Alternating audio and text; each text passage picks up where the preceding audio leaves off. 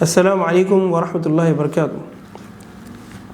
Today we will be looking into the 16th hadith, the soundness of the fast of the one who woke up in a state of sexual impurity.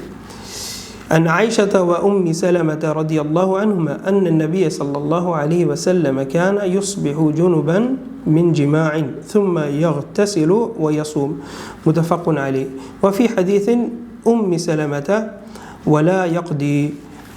Aisha and Salama radiallahu anhuma narrated that the Prophet sallallahu alaihi wasallam used to wake up in a state of sexual impurity, and after having sexual intercourse he would then take a bath and fast, agreed upon. And in the hadith of Salama it is, and he would not make up that day. So this hadith is evidence that if the fasting person woke up in a state of sexual impurity, that Fajr came upon him and he was in the state due to sexual intercourse or wet dream, then his fasting is correct. Even if he did not bathe until after Fajr entered, as long as he withheld from food, drink and other matters, that would break his fast, having the intention at the beginning of the time of fasting. So you have the intention of fasting, you abstain from food, drink and anything that breaks it, and you woke up with sexual impurity, and the Fajr has entered upon you, so you can continue to fast. The fast is valid, and you can take the ghusl and then continue with the Fajr Salah and the fast. Sexual impurity, what is the definition of sexual impurity? It's everything that necessitates a bath from ejaculation or sexual intercourse. Allah subhanahu wa ta'ala, He said, فَالْآنَ بَاشِرُهُنَّ وَابْتَغُوا مَا كَتَبَ اللَّهُ لَكُمْ وَكُلُوا وَاشْرَبُوا حَتَّى يَتَبَيَّنَ لَكُمُ الْخَيْطُ الْأَبْيَضُ مِنَ الْخَيْطِ الْأَسْوَدِ مِنَ الْفَجْرِ. Which means, so now have sexual relations with them and seek that which Allah has ordained for you, which is the offspring, and eat and drink until the white thread of dawn appears to you distinct from the black thread. This is Surah Al-Baqarah, verse number 187. When Allah subhanahu wa ta'ala permitted sexual intercourse until Fajr appears distinctly, that necessitates that bathing would take place after the entrance of Fajr.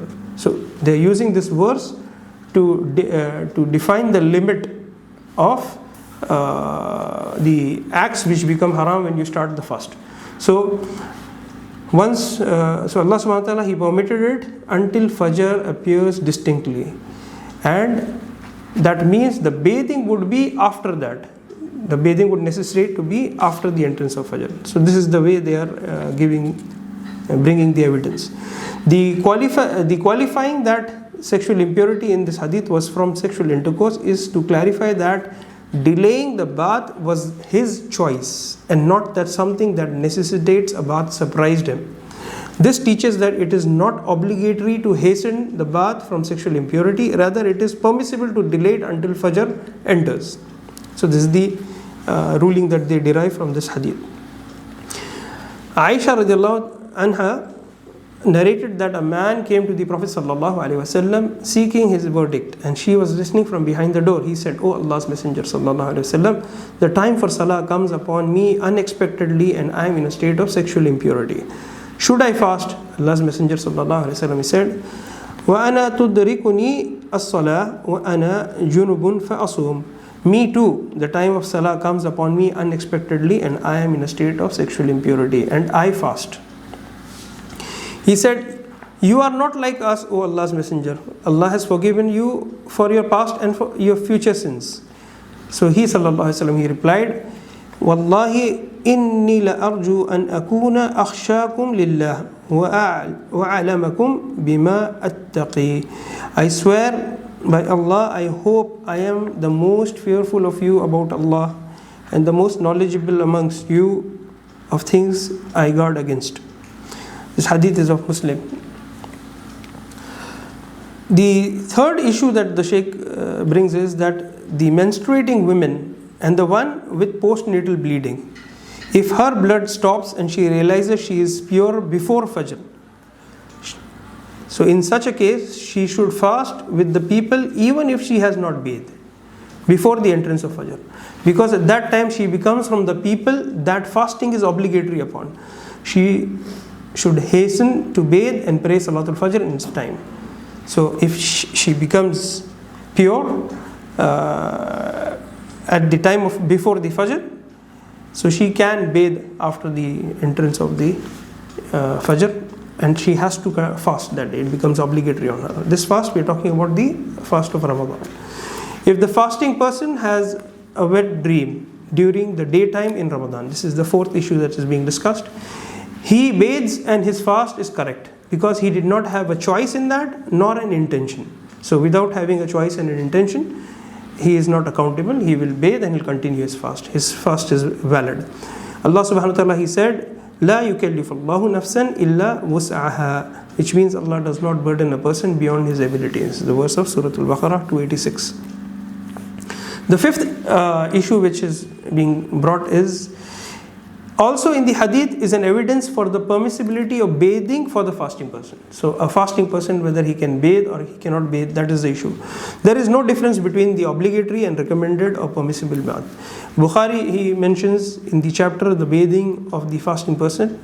Then he mentioned that Ibn Umar radiallahu anhuma soaked a garment and covered himself with it while he was fasting. So this is one case that he brings. The second case he brings, Ash-Sha'bi entered the bathhouse and he was fasting. So he entered a bathhouse and he was fasting.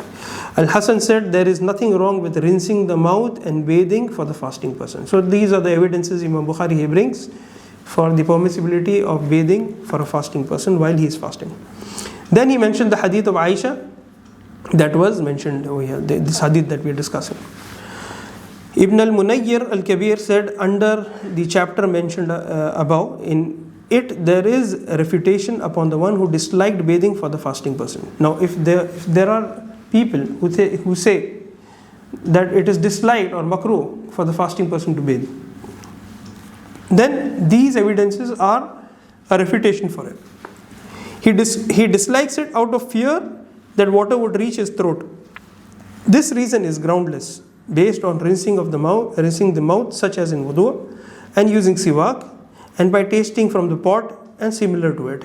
If he dislikes bathing for the purpose of comfort, so the first issue is dislike out of the fear of the water reaching the throat. This is the thing. And the second issue is out of the dislike bathing for the purpose of comfort. Then the Salaf recommended comfort and beautification by combing the hair, applying oils for the fasting person, and they allowed wearing kohol and other than that. So basically these actions are permissible.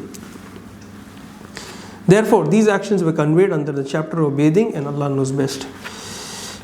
Allahumma asluk bina sabil ahli at-ta'a wa waffiqna lis-sabati 'alayha wal-istiqama wa 'afina min mujibati al-hasrati wan-nadama wa aminna min faz'i yawmi al-qiyamah waghfir Allahumma lana wa liwalidina wa li jami'il muslimin.